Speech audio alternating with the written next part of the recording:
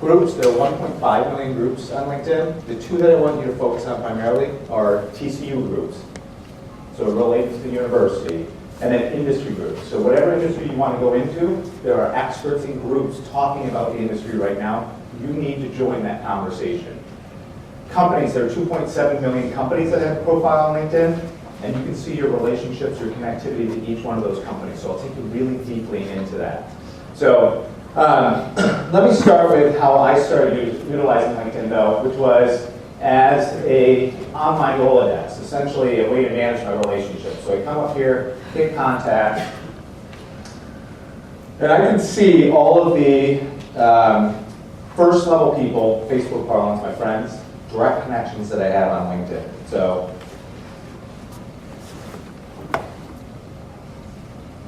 and you're going to see when this pops up that I've got the image of the person that I'm connected with. I've got their name, I've got their title, I've got their company that they work for, and I have the amount of connections that they have on LinkedIn. And this becomes very searchable. You know, I pick on somebody who's a good friend of mine. Let's see, where are you doing? Boomy. Boomy is a serial entrepreneur. He starts a company like every 6 days. This is one of those guys that you love to be connected with. He's got kind of that enthusiasm and vibrancy. He loves life. He also spins up IT companies, so he's high value.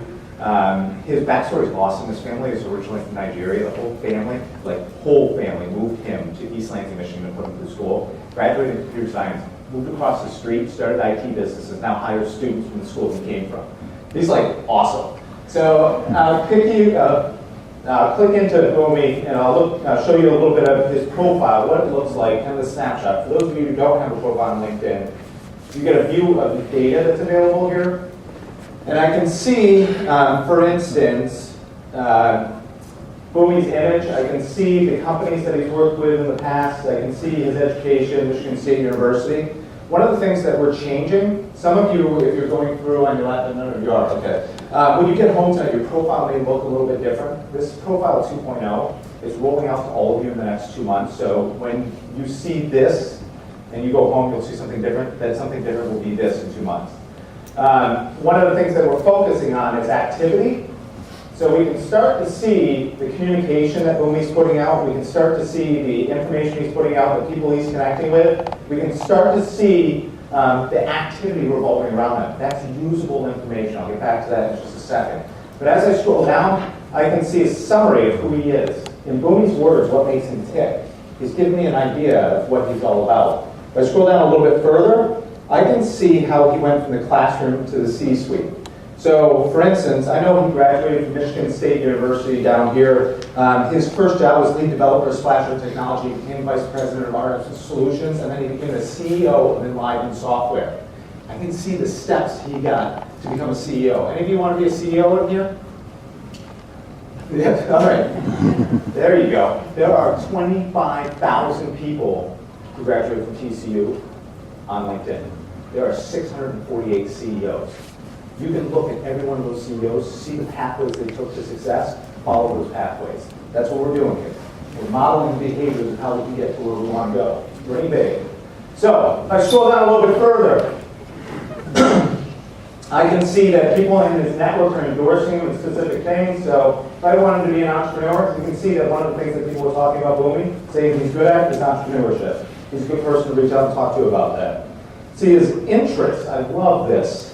Basketball, cars, entrepreneurial things, angel investing. I'm a former editor of a national sports magazine called Athlon Sports. We did preseason and annuals for college football, college basketball, baseball, golf. I was the college basketball expert. I use that term loosely. But I love basketball. In fact, we could switch this right now and talk about basketball for the next 40 minutes if you guys wanted to. I'd be totally fine with that. I know you guys don't want that, though. So, if I look at Boomy's profile, say I was going to reach out to him and ask him, hey, can I intern? Can I get a job there? Do you know somebody in the company, the type of companies I'm interested in getting into that might be able to help me out? Notice he has basketball on his profile. That's a shared interest. I can use that shared interest, the data here, and what's one of the most difficult things to do? Small talk, when you don't know somebody, pick the phone and give them a call. I'm trying to cold call into a warm call. Before we get into business, we can talk a little bit about basketball. I can use information off these profiles to help me out. Now, if I scroll down a little bit further, One other thing that I see is that he's connected to a bunch of groups that are associated from the institution that we came from. He's joined this group right here that's attached to the university we both came from. Alumni of TCU who join these groups, they're not forced to join these groups by the university. They're not forced to join these groups by LinkedIn. They've done it on their own volition. There's an emotional connection to TCU if they join one of those groups. For you guys, if you see that they've joined a group on a profile, they're in a company and industry you want to get into, that's a low-hanging fruit for you. That's somebody who's just raised their hand to help you out. It's going to increase the chances that they'll take a call and pick the phone and reach out to them. Now, the additional thing that I can do on here, if I go up to the top, and for those of you who have Profile 1.0, if I come up here and look at contact information, there's this view and edit contact information. For most of you, it's going to be down here. There's going to be a thing that says notes, and underneath it'll say view and edit contact information. It brings up another box.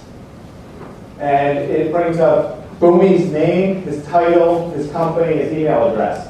Now, Boomy actually added one of those phone numbers. He added his instant message. He added his birthday. I did not add that information. I cannot change that information. But I can add additional information to him. And so I could say his phone number is 555-1212. If I save that, Boomy can't see it. Nobody else within LinkedIn can see it. So you can start to manage some of the information around these relationships I have. By the way, this is the basic account. Everything I'm going to show you guys is free to utilize. So you can duplicate everything I'm showing you. I'm going to tell you one word of advice right now. None of you upgrade your subscription. None of you. Focus on those quality relationships. And here's an evangelist from LinkedIn telling you, don't bias. I'm telling you that because I want you to focus on the principles of that relational network. And we're going to get into the depth of that in just a second. So the other thing I can do is if I come down further, I can add the relationships around Boomy. So for instance, his assistant is Joe.